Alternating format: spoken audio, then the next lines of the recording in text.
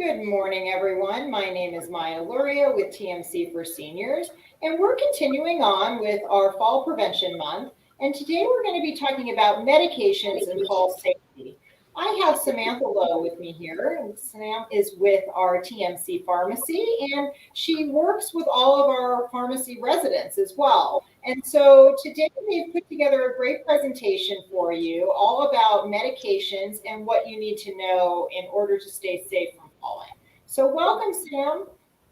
Good morning. Thank you all for coming in person and streaming online. I have got our 4 pharmacy residents with me this morning. They have already completed their pharmacy school education and are doing an additional year of optional training for pharmacists. So they're going to talk to you about risk factors for falls, some modifications that we might be able to make, and then we're going to wrap it up with a game at the end. So with no further ado, we'll start with John. Hello, everybody. Thank you for being here today. I do appreciate you taking the time for us. Today, we're going to be going over some, as Sam mentioned, risk factors for falls, as well as medications that could possibly result in some undue risks. Of course, we do want to make sure that we're not here to scare you.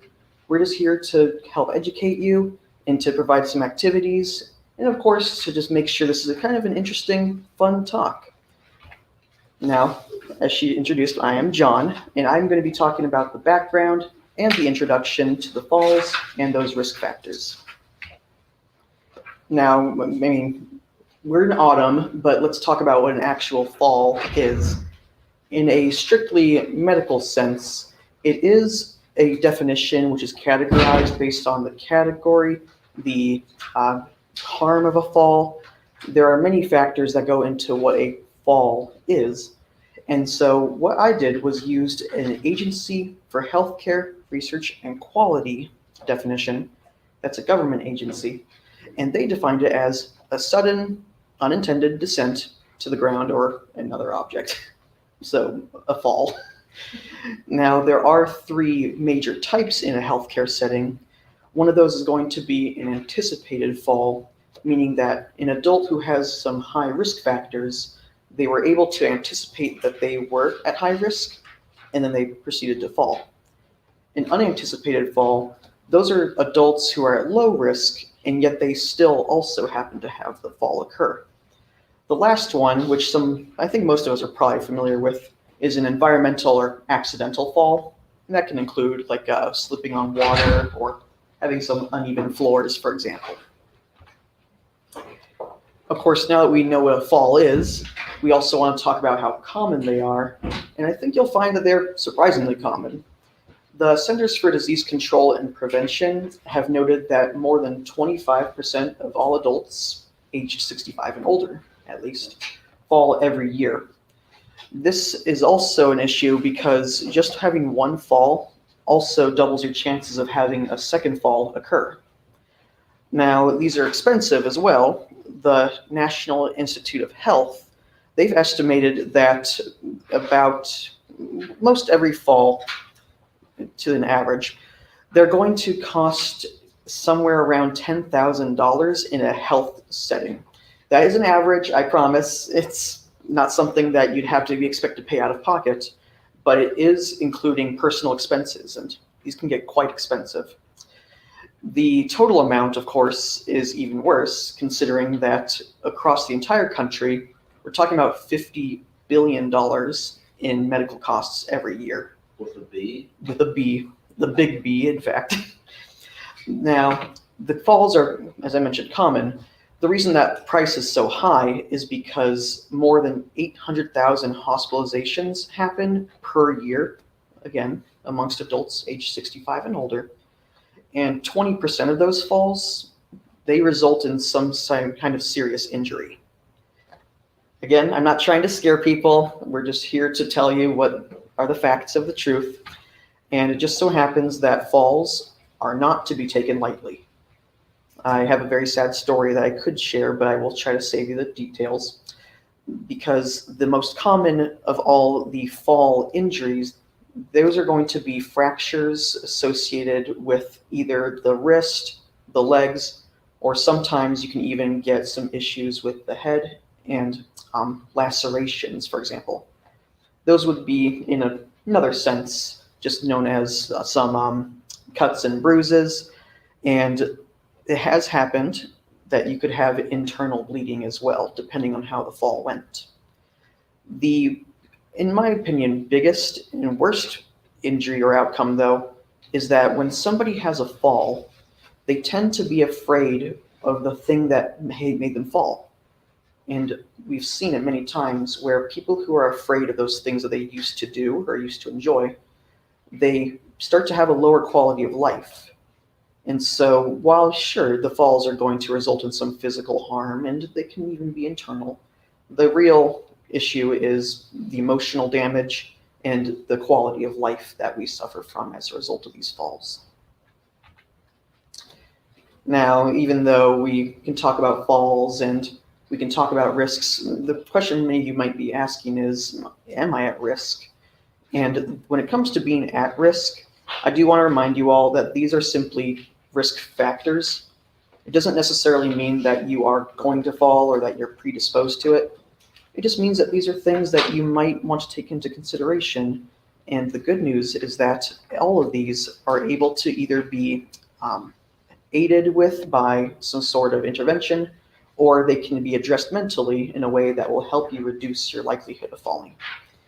Because a fall happens when risk factors are combined, and those risk factors are also going to be generally categorized by the CDC as an internal, meaning more specific to the individual, or an external, like an environmental factor. Some of those internal ones are going to include advanced age. We do still consider it greater than 65. Muscle weakness as a result perhaps of a medical condition or physical inactivity. Sometimes people get dizzy or they lose their balance, and that includes when you get up in the morning or when you just stand up in general. Having poor or lower vision, that also increases your risk of falling because it's harder to see what's around you and what's in front of you. If you have a previous fall, like I mentioned, it does increase your risk of falling, and that's because when you have a fall already, you're going to possibly be afraid of the thing that caused it, and people overcompensate. If I was to fall and hurt my leg, I might end up limping and I would probably put more weight on my other leg. Thankfully, I'm young, but at the same time, I would be putting a shift in balance there that if I had a worsened gait, that would possibly overcompensate and increase my risk of falling again. Now, the other one for internal is going to be a chronic health condition, and these are many things. Arthritis, some people have histories of stroke. If you happen to have an issue using the restroom, perhaps it's hard to hold in your urine, it's going to be an issue because when you have all these different health factors, people multitask and they might feel the urge to run to the restroom. Well, when I'm running to the restroom, I'm not exactly looking for cords on the ground, and so people are more at risk because of that. Speaking of those cords, by the way, the external factors are going to be the ones that are more surrounding you. These can include extended hospital stays. Those, for example, would have a result of lessened muscle mass, and it's easy to start to get dizzy and feel strange when you're in the hospital for too long. If you don't have any, or rather if you have lessened physical activity, then that will result in muscle weakness, and that can also affect your balance. If you have some slippery or uneven surfaces, of course, those put you at risk. And the dim lighting is something very important to keep in mind, because if you don't see very well, or even if you're like me, where I have night lights, because when you have, for example, carpeting on your floor, or small low-to-the-ground furniture, if you're not able to see it very well, then you're probably going to end up bumping into it or perhaps even tripping over it. The last one on here, of course, is what we're mainly here to talk about, and those are medications that can increase your fall risk. Big thing, big takeaway from this, you guys. There are medications that can possibly result in feeling dizzy or have other effects that would increase your risk of falling, but you don't want to stop those just because of that. We're here because we want to make sure you all know that you want to talk to your doctor. You can help your pharmacist review your medications for you, and just don't stop those medications because that could be a lot worse than just having a slight risk of falling. With that said, though, in talks of speaking to your pharmacist and doctor, there are a lot of things that you can do to help reduce your risk factors. They don't just have to be medical. A lot of them are going to be categorized as this thing called aging in place. This is a very well-known topic, and anybody of any age can age in place. I do it myself with those night lights, and I also try to do it by reducing the amount of things I can bump into, reducing clutter. If you happen to have some loose carpeting, for example, you don't want to have things on the ground you can trip over.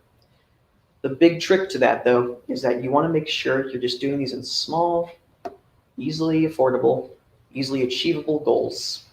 You don't need to try to rearrange your whole house and put up everything to save yourself, because that's not going to be a good quality of life either. You just want to make sure that you can do it in a way that you're comfortable, and there's nothing wrong ever with making your home safe and easier to walk around.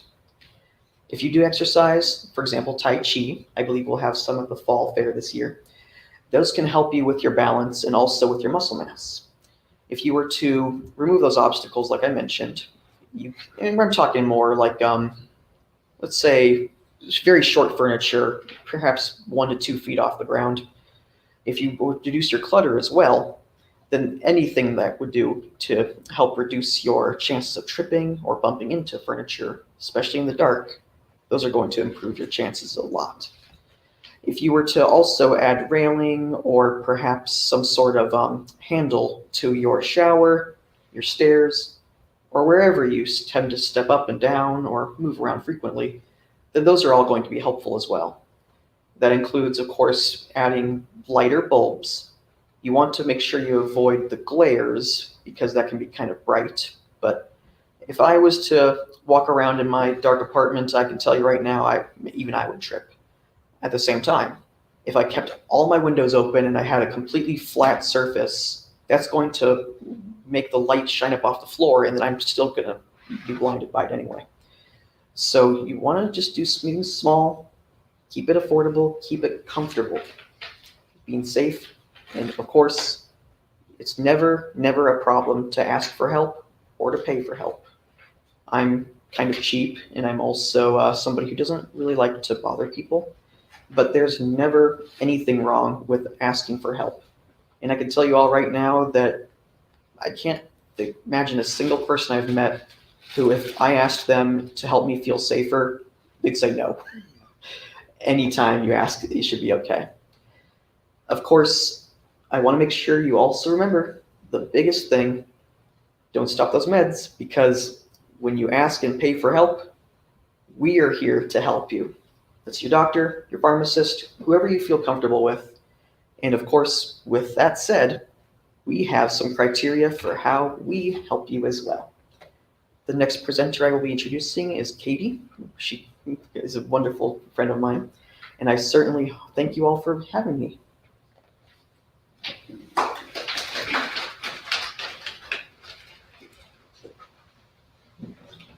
Hi everyone, my name is Katie. I'm going to be talking about the Beers criteria.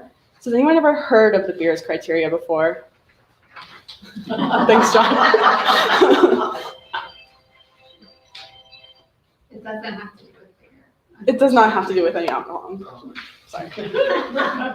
So what is it? So it is a list of medications that healthcare providers can use when prescribing medications to anyone over the age of 65. So it's created by the American Geriatric Society, who is a group of people that focus on the older population, which is people over the age of 65, and it gets updated every 3 years. So it's actually updated this year, 2023, and it identifies any medications where potential harm can outweigh the benefits. So the goals of the criteria is to reduce the older adults' exposure to potentially inappropriate medications by improving the medication selection. We educates clinicians and the public as well, and it serves as a tool to evaluate the quality of care, costs, and the patterns of the drug use in older adults.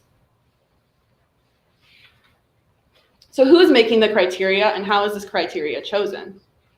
So the group who come up with the criteria meets every 3 years, and they of 12 interprofessional members from medicine, nursing, and pharmacy from different practice settings, such as like ambulatory care, in a retail setting, maybe your doctor's office or the hospital. And so most of these updates are chosen based on adverse events that are reported throughout the year. So this year it was taken from reports from June 1st of 2017 all the way to May 31st of 2022.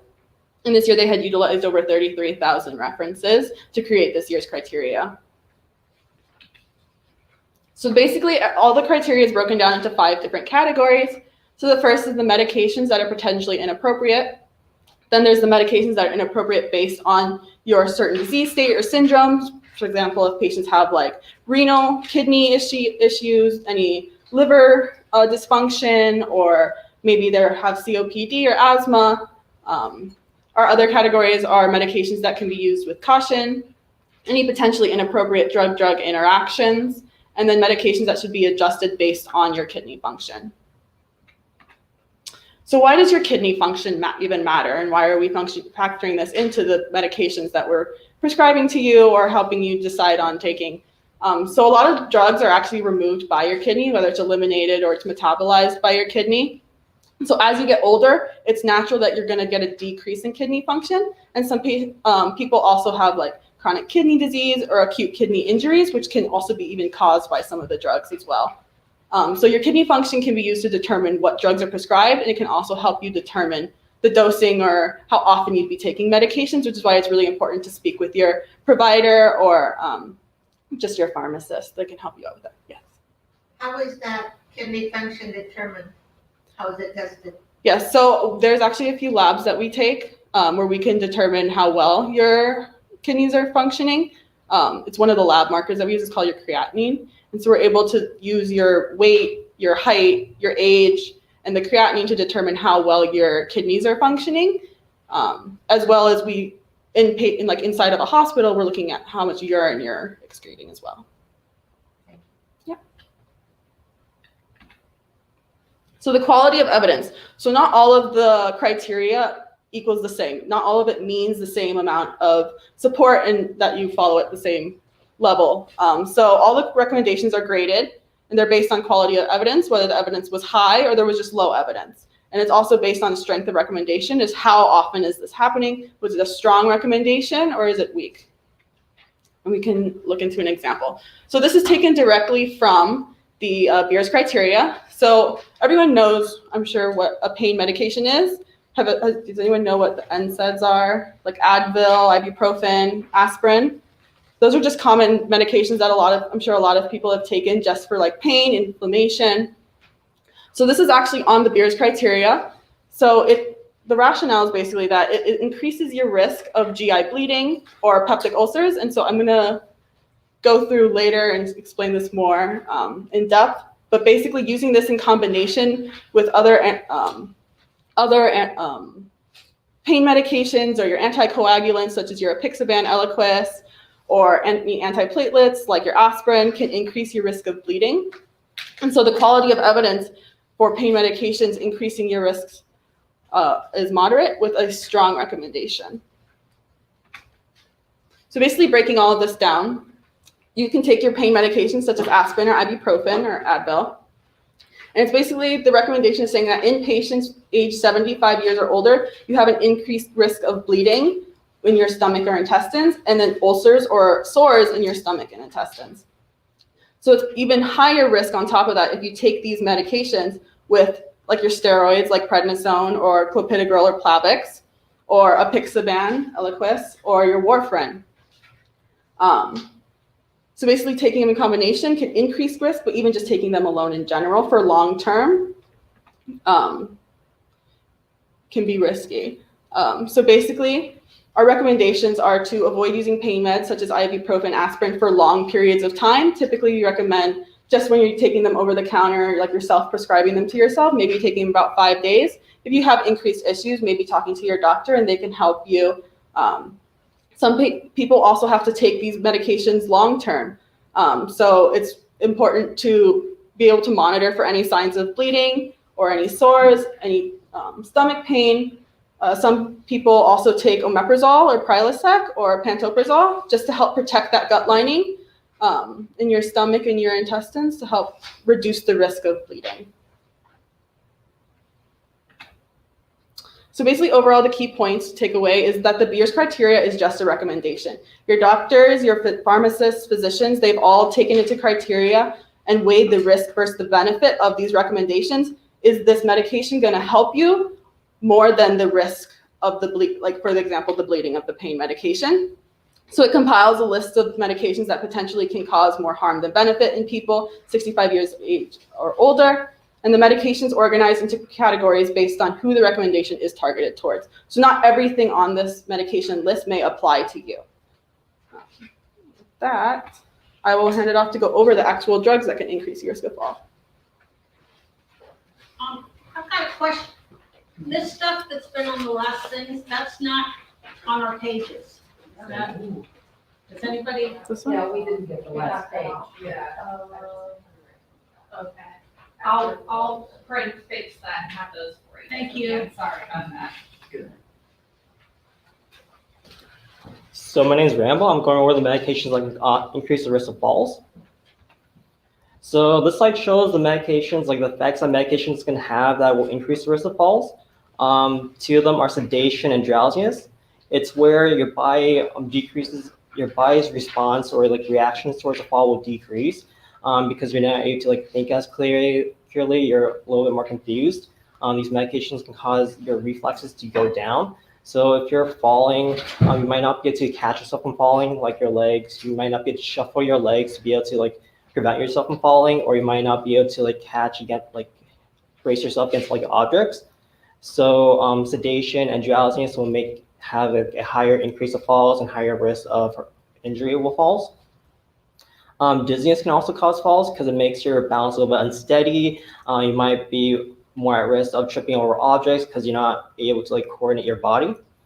Low blood pressure will increase risk of falls because there's going to be less amounts of blood that goes to your brain. So it just makes you a little bit more dizzy. And if it gets too bad, it can cause fainting where you're just completely unconscious and you're just going to fall. So all these can affect your balance, which is going to be like the really big thing that affects your risk of falls. Your balance will be impaired, so you're not able to just coordinate your body, and it's like higher risk of just falling down. So the first medication classes that we're going to talk about are blood pressure medications, kind of like the medication that end in pril, like lisinopril, sartan, like losartan, dipine, like amlodipine, and like water pills such as hydrochlorothiazide and furosemide or Lasix. So these medications, it's really important to take these because the long-term risks of having high blood pressure are things like strokes, heart attacks. But the short-term consequences of having like low blood pressure, if these are too much, are falls because it can decrease the amount of blood that goes to your brain. It can lead to like dizziness, lightheadedness, and can lead to fainting. So it's really important to start at low doses of these medications and increase slowly. These medications can also cause kind of like a change in like blood pressure when you're moving. So if you're suddenly standing up and your blood pressure just decreases and you feel like dizzy or like lightheaded, like you go a little black, you're blacking out, that's due to like a low blood pressure. So it's really important to like slowly stand up or just not avoid like sudden changes in your body. The next medications are used for like mood or Parkinson's disease. These medications are really important to keep taking because if it affects your mood, it's just important to take so that you're not just like unstable, or if it's for Parkinson's, it's helping you move. So these medications, they can cause dizziness and sedation. So they're going to cause like the decrease in response towards like falls or a decrease in reaction. They can also lead to like the drop in blood pressure during movement as well. So there's increased risk of just falls from like low blood pressure with just sudden movements. The next medication is antidepressant. So this is like a really difficult class because depression and antidepressants can both cause falls. For depression, it's gonna lead to like a decreased functional decline. So you're not be able to be like yourself. Your going to be a little bit more, kind of like you're not as awake because it reduces the amount of time you can sleep. You're not going to be as focused, so it can increase risk of falls. It can also affect the way that you walk because it changes the pace that you're walking. You're going to be like a little bit more slower and easier to trip. But the medications themselves, they can also increase risk of falls because they can lead to like dizziness, the sedation / drowsiness effects. They can also lead to like low blood pressure when you're moving. But it's just important to take these medications because depression by itself, like long-term wise, can lead to a lot more problems. So it's a risk versus benefit. It's more beneficial to be able to like treat the depression, which can lead to like long-term problems, so like social withdrawal. The next medications are benzodiazepines, which kind of like Xanax or alprazolam or Ativan, lorazepam. They're commonly used for anxiety, or temazepam or Restoril. They can be used for sleep. These medications can cause you to be like really drowsy, sedated, and they're going to cause falls because they're going to affect your ability to like respond to like just falling. Next class are seizure medications, kind of like carbamazepine, lamotrigine or Lamictal, levetiracetam or Keppra.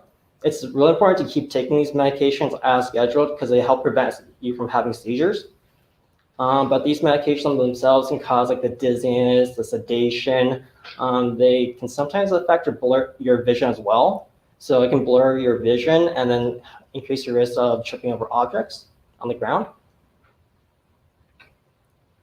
Allergen sleep medications can also increase risk of falls, kind of like Dramamine or Benadryl. These medications can cause like the sedation, the sleepiness effect. So you're going to be more sedated, more drowsy. They can also affect vision as well. So they can cause blurred vision. So it can lead to like tripping over objects. So it's really important to not really use these medications. You can use them just as needed, but there might be better alternatives for allergen medications, kind of like cetirizine or Zyrtec, or can use kind of like a nasal spray for allergies because they would have like less sedative effects compared to these medications. And then other sleep medications, kind of like Zolpidem or Ambien or Lunesta is the Zolpidem. So these medications, they can cause your walking speeds to decrease. They can cause you to become like more unbalanced. They can also cause like sedation or dizziness. And it's really dangerous to take these medications like if you have to like wake up at night to go to the bathroom because you're going to be like a little more dizzy, and it's easier to trip on like small objects on the ground with these medications. And they can also cause daytime effects as well because they can last a long time in your body. So you might get effects like during the next day. So the last one's pain medications. So these medications, it's really important to keep taking pain meds, even though they can cause like falls. It's like risk versus benefit because reducing the amount of pains will increase your abilities to move around, to walk, and they'll allow you to be more coordinated. But if you stop taking like all your pain meds and if you're feeling more painful, chances are you're not going to move as much, and that can decrease the amount of like your muscle strength because it leads to like deconditioning. So it just leads to like increased falls in the future because you're not as strong as you're used to be. And then the medications themselves can cause increased risk of falls because they can cause like sedation, drowsiness. So just to summarize, the medications kind of have similar effects because they can affect drowsiness, dizziness, sedation. They can affect the blood pressure, which can cause falls. So it's really important to start at a low dose and increase really slowly and talk to a doctor if you're experiencing these symptoms. So next we're gonna have like low activity.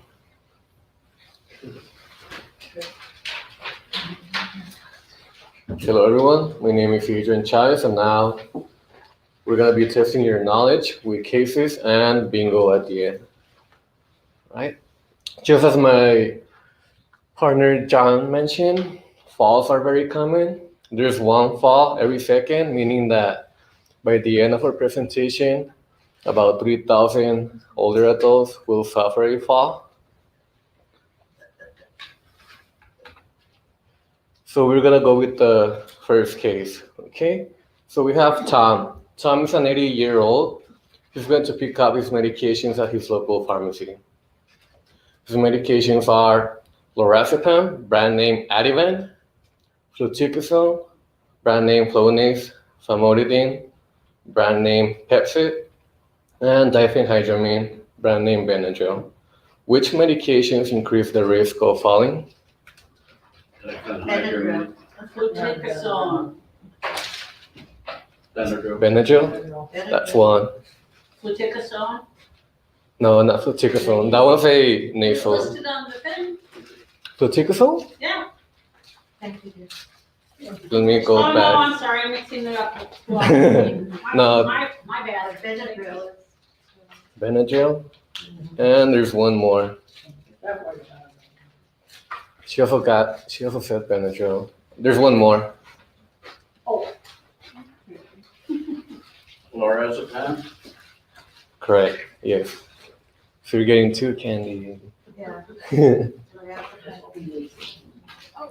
Isn't that a stomach?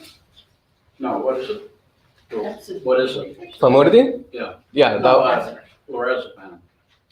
one's for, you can use it for anxiety. Oh, it's one of those.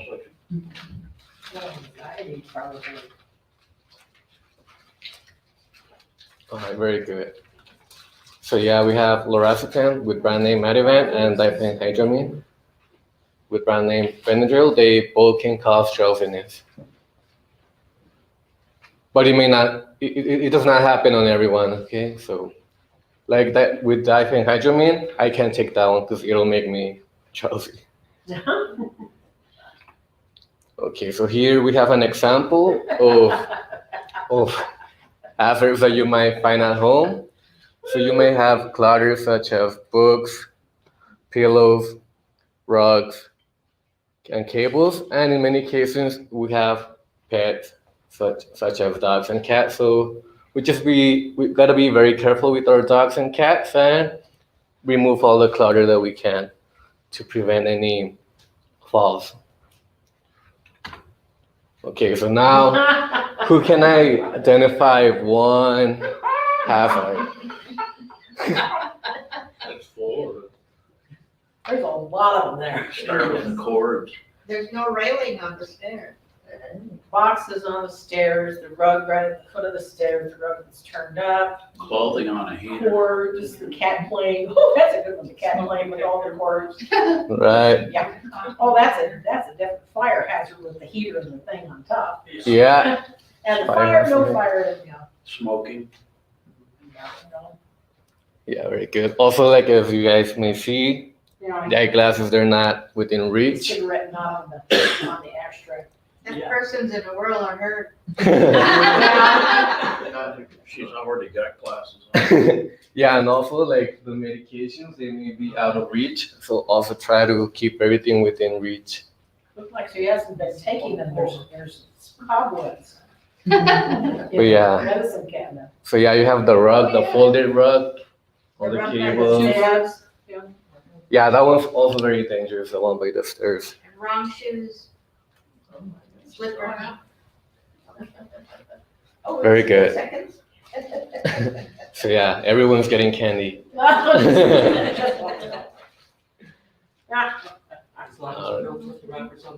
Yeah. Yeah, just, And the shirt on the heater. oh yeah, that's a big fire hazard. So here's an example of a good bedroom with no rugs, no clutter, no cables. It doesn't have to be perfect, but just try to remove all the rugs, all the clutter, trash, and cables to Doesn't look minimize. lived in. Doesn't look like my house. Yeah, it looks like a hotel room. Yeah, just try to keep it as clean as you can and throw away all the trash and clutter. But that doesn't look lived in. I mean, people who are older have mementos and they're usually on little shelves or something. That one doesn't look lived in. Yeah, it's just an example. I mean, it doesn't have to look like that. Just like, as you can see, there's no rugs or cables. I mean, that's a big. Looks like a nursing home. But yeah, just try to remove your rugs and cables. Looks safer than my house. Very good. Here's an example of a nightlight. Does anyone have a nightlight? Yeah. Very good. Yeah, I have one as well. So yeah, you can put it in your hallways, your bedroom, and they have sensors. They'll turn on whenever you're passing by. They're very good and cheap. Unless you have cats and they walk by with constantly. Yeah. Okay, we have another case. So Martha is cleaning her medication drawer. She finds 10 medication bottles. Some of these medications she does not recognize or does not know what she has been taking them. What should Martha do? Talk to her doctor. Good, very good. And take them to the pharmacy so she doesn't. Talk to the pharmacy. But Very she good. might be having cognitive issues if she's forgotten. Yeah, and maybe a lot of them, they're old and she's not supposed to be taking those medications as well. Or maybe like in many cases, a lot of people share medications. Maybe a lot of them, they're not even her medications. But yeah, so Where is their medication disposal here? we have one at TMC, right? Walgreens. has And it. Walgreens has one. Our outpatient pharmacy does too. We have a slide about that coming up. You could even take the old medication down to the police department. Oh, They really? have it now. Do you have the candy? I'm sad, that's my name. All right. So yeah, very good. We'll help you. What should you do? Change my name. Yeah. So yeah, here's a picture of Thank you, Shirley. Martha looking at the medications. So yeah, she may ask her pharmacist or primary care for a complete medication review. She may also ask her primary care provider why she's taking the unknown medications to make sure she's actually taking the right medications and current medications. And it is recommended to use only one pharmacy to fill her prescription. That way, like for us pharmacists and your primary care physician, it is easier to find out what is going on with all your medications if you only go to one pharmacy instead of going to multiple ones. Because we need to, it's harder to track the medications that you're taking and when you were prescribed or when you refill them, when you use multiple medications. But I mean, if you have to, you may, but it is better to use just one. If, okay, like I use OptumRx and you can't go in person to talk to them, do you call them to talk to them? Yeah, Okay. they should have a number. They should give you a number by law that you can contact at any time for questions. And also, if you have a lot of medications, like more than 3 or 5 medications, it is helpful to carry a list of your medication list. That way, in case of an emergency, we'll know what medications you're taking right away. Okay. And here is one of our flyers. Okay.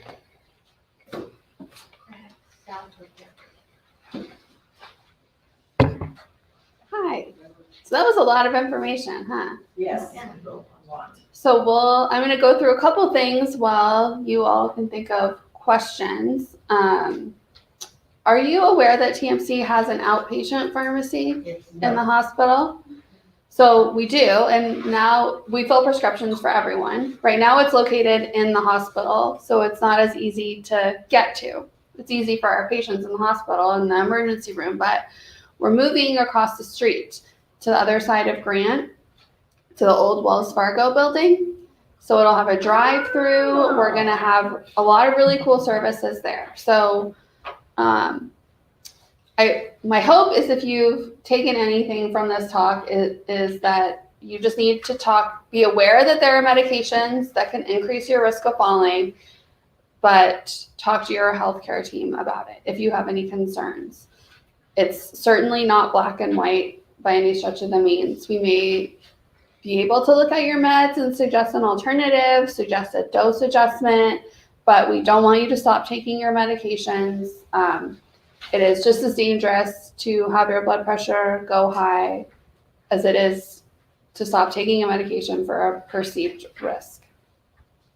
So we are going to have medication therapy management services at the new pharmacy. So you can go and have a dedicated time to sit down with the pharmacist, and they can go through all your medications with you. So even if you fill at Optum, or as long as you bring all your medications or you bring your medication list, you can do that. We're going to have diabetes nurse practitioners there who can see patients. We're going to have treatment rooms. There's going to be a lot of cool services coming when that opens on Monday. What are the hours for the pharmacy? Oh gosh, they're not open 24 hours. I know we're open 9 to 3 on the weekends, but do you guys know the weekday hours? I'll have to follow up and they can send out the information. I want to say it's 7 to 9. It's open a good stretch of hours on weekdays. It's just 9 to 3 on the weekends. So if you have a question, you can't call and talk with the pharmacist after, let's say, 9 o'clock at night. No, you can't. Okay. Oops. So you brought up the disposing of medication. So if you discuss with your healthcare team, you decide you shouldn't take a medication anymore, what do you do with it? Everything that everyone brought up was good choices, but we do have a bin at our outpatient pharmacy where you can bring and dispose of your meds so they're not going into the water supply. The labels on the medication usually have your name. Mm-hmm. Can those labels be taken off or should they be left on? That's a great question. I'm not sure. You can black out your name. You can certainly take them off. I'm sure it's disposed of in a manner that gets rid of your personal information. I'm not sure if you just pour it in there, honestly, or if you put the bottle in there. You may. From my experience, I've also worked in the community. So I do tend to either remove the labels or black out my name. That's because I'm a little paranoid. When most of the time you have these bins, you can put the bottles in and the full thing is incinerated. They don't pull them out and do anything. It's the full thing that is gone. Oh, so you can put a bunch of them together. You could, yeah. Oh, okay, so if I just take one container with 4, 5, 6 pills in it, that's good? As Okay. long as you talk to your doctor, you know, and you agree you don't need it, you can put them all in there and they would be gone. Usually though, if you have an injectable like insulin that's expired, you do want to really ask your team about that because some needles and liquids, they may not be as likely to accept it. It just depends on the individuals accepting those. Sure. And of course, yeah, making sure that it's safe for the people who are handling the bags and stuff. But no, it usually all gets separated. Yeah, no sharps, just medication. What about liquids? Liquids the same? Most of the time they are. Those are ones I would actually ask the team who's there with it because I know that there are a handful that are considered hazardous and they wouldn't want to risk it, but most of the time they would be okay. Just big takeaway is, of course, if you're not sure, don't feel afraid to ask. That's why we're here. It looks like our outpatient pharmacy takes anything, any medication, just not vitamins or sharps. I just have a warning. When I retired from teaching a few years ago, my doctor pulled me cold turkey off my Vyvanse, which I took for ADHD. And that brought severe anxiety attacks and panic attacks. Actually, she's been not working now for a while, thank heaven. But, yeah, don't always trust your doctor. I mean, cold turkey, and she took them away from me so I wouldn't take him.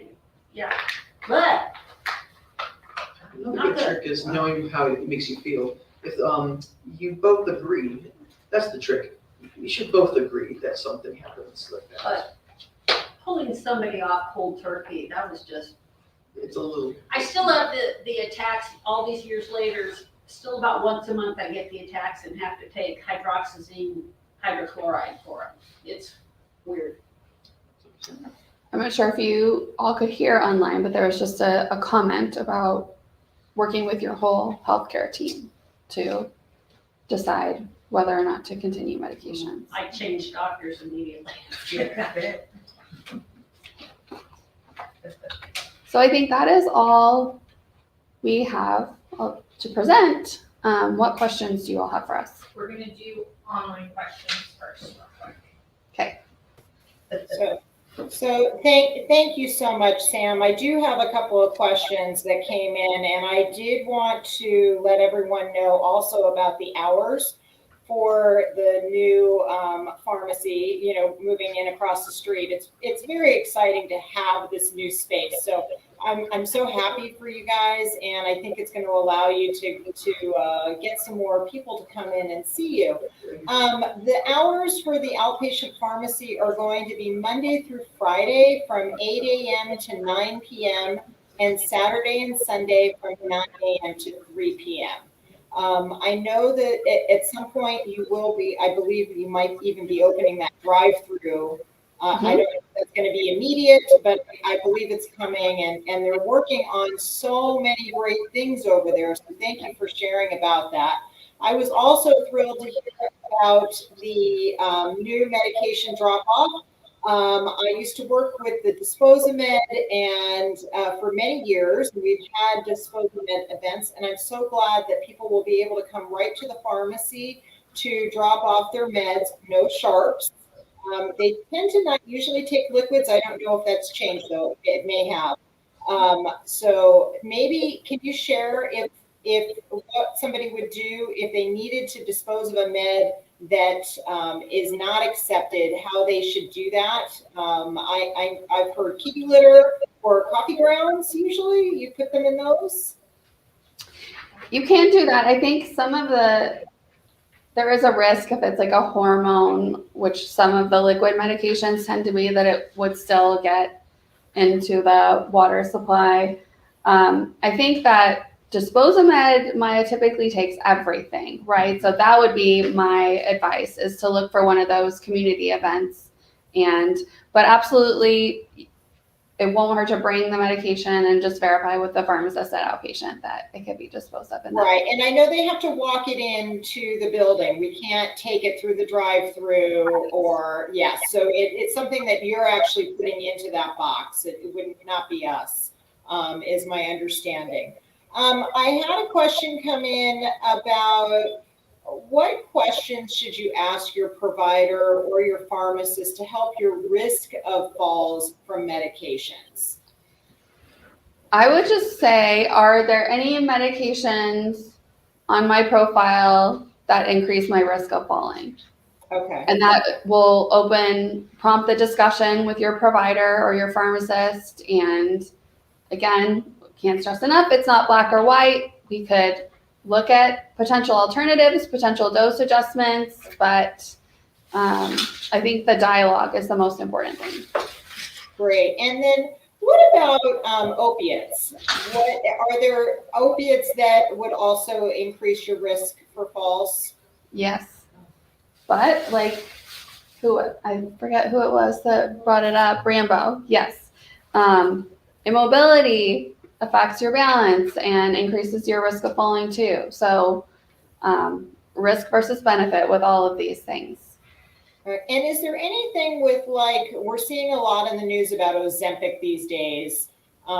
Is there anything with Ozempic that you've seen is causing any issues with falls? It certainly can cause you to have low blood sugar, which will increase your risk of falling.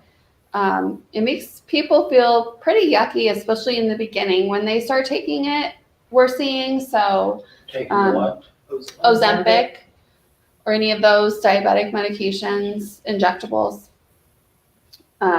any medication that's used for diabetes, most medications used for diabetes can increase your risk of having low blood sugar, which can increase your risk of falling.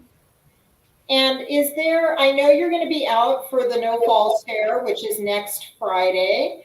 And we're so excited that we'll have you there as well. So you'll have a table out there so people can come over and talk to you also about their medications at that time. Absolutely. I think it's really important that everyone knows, I mean, that, you will be doing the medication therapy management.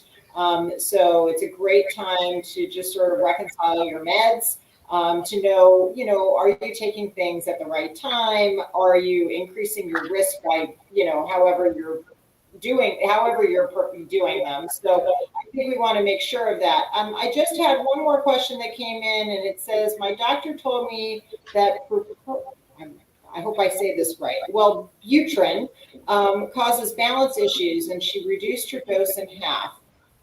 She didn't see it. They didn't see it on the beers list. Do we happen to know about Wellbutrin? And of course, they're also asking if they can get a copy of the list. I did share that we could send the presentation afterwards too. Yes, and we can, if you are able to Google Beer's criteria, it will show you all the medications that are on it. Did you see Wellbutrin specifically? I don't think that is on the Beer's criteria per se, but that is just one organization who looks at medications. There are certainly medications that can increase your risk of falls that aren't on that list. So, again, risk versus benefit for all this stuff. Great. Well, thank you so much for being here. I'm going to go ahead and wrap up with our online audience, and then I'll let you take questions in person. So thank you. Okay, thank you all. Thanks for being here today. We are going to be back this afternoon. We've got another talk coming, and that will be with Dr. Eric Anktel with Tucson Orthopedic Institute. He's going to be talking about foot and ankle issues one step at a time, and that will be at 4 p.m. today. That is on Wednesday, September 20th. So 4 p.m., we hope to see you back. If you are interested in watching that presentation live, you can give us a call at 520-324-1960. Then next week, we have more of our fall presentations going on, including a home safety check for fire and fall prevention on Tuesday, September 26th at 10 a.m. And then we'll also have Stay Steady, Stay Strong exercises for fall prevention on Thursday, September 28th at 10 a.m. And then, of course, if you're interested in the No Falls Fair with the mini assessment clinic, please give us a call and we can sign you up for a time block. That is on Friday, September 29th from 1 to 3 p.m. We will have exhibitors here and doing a mini assessment for falls. Thanks again for being here.